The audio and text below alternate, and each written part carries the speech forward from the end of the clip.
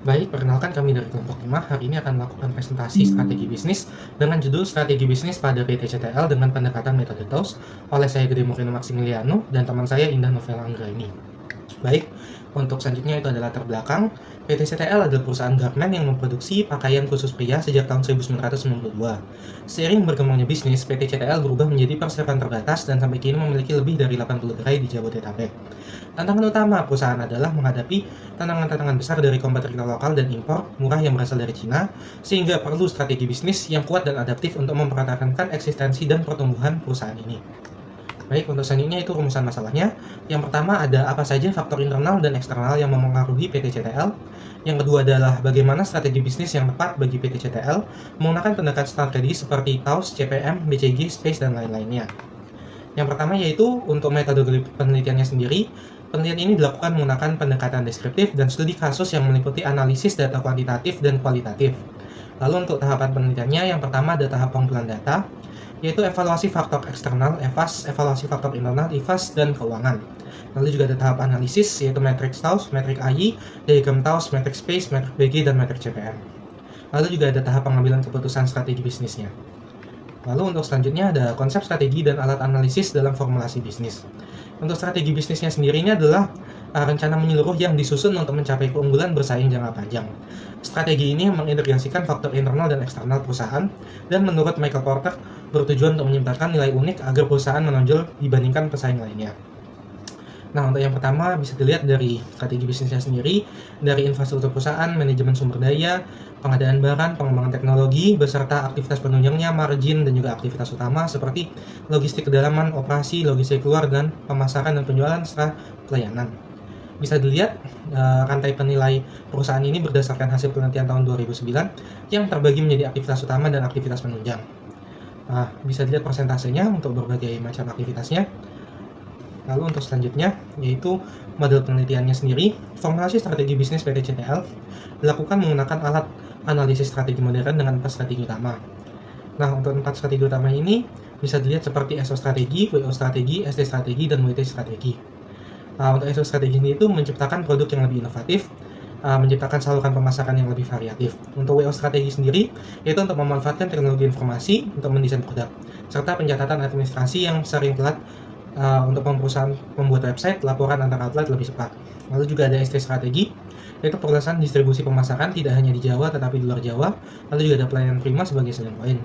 Untuk WT strategi itu menekan biaya produksi, menetapkan strategi bisnis baru, dan menciptakan diferensiasi produk. Lalu manfaat strategi itu sendiri bisa membantu PT CTL dalam merumuskan strategi yang tepat dengan memanfaatkan kekuatan internal untuk mengatasi kelemahan dan merespon tantangan eksternal.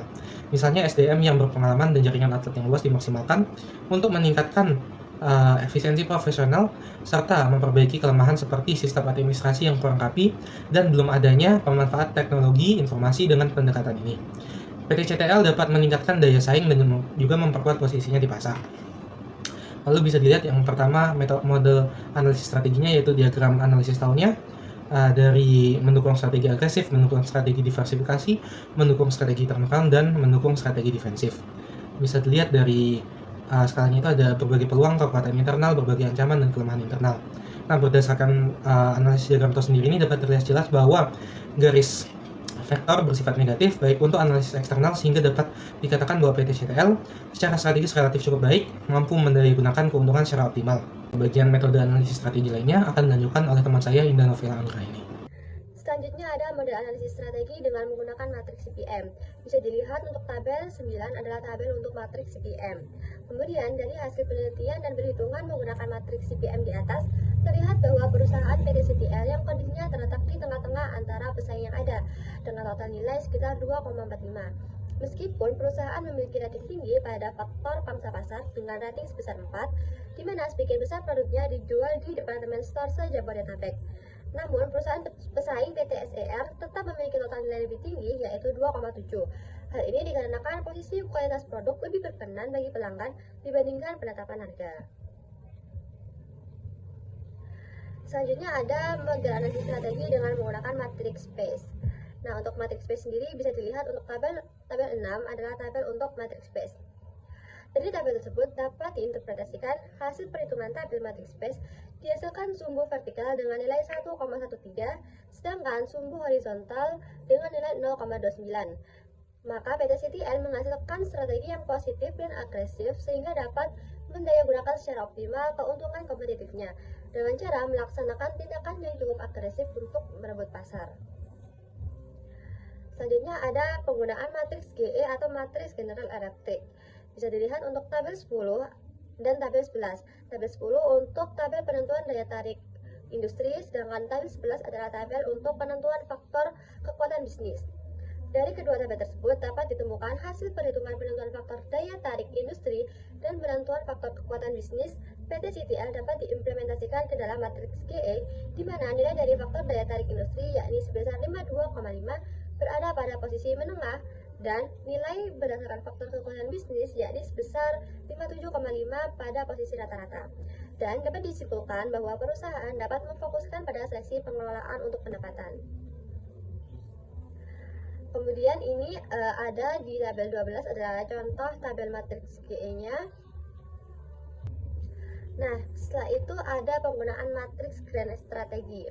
Bisa dilihat untuk tabel 8, tabel matriks grand strategi. Untuk sumbu Y ke atas mengatasi kelemahan positif atau peluangan, sedangkan sumbu Y negatif adalah mengatasi kelemahan negatif atau ancaman. Bisa dilihat untuk eksternalnya terdapat pada kuadran 1 dan kuadran 4, di mana kuadran 1 terdapat integrasi vertikal diverifikasi oleh konglomerat. Kemudian untuk kuadran 4 sendiri, integrasi horizontal diverifikasi konsentrik atau akuisisi atau merger sumber daya perusahaan. Kemudian untuk internalnya sendiri terdapat pada kuadran 2 dan kuadran 3, di mana kuadran 2 adalah untuk turnaround likuidasi, dan kuadran 3 sendiri untuk konsentrasi pengembangan produk dan pasar, kemudian inovasi atau meninjau kembali perusahaan.